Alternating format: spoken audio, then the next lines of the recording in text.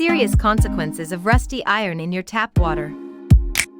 1. Cooking with a bitter flavor.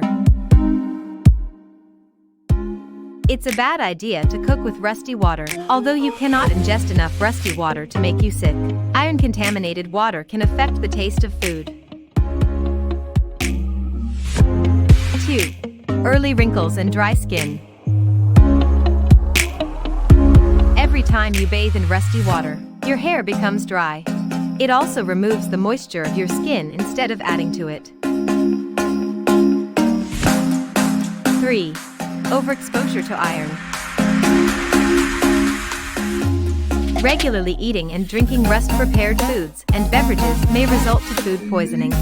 Too much intake of iron can cause shortness of breath and vomiting. 4.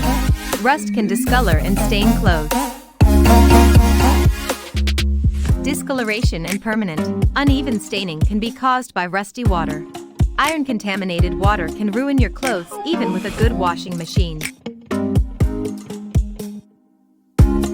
5. Harmful leaks. Rust water leakage into your pipes can cause clogs and corrosion.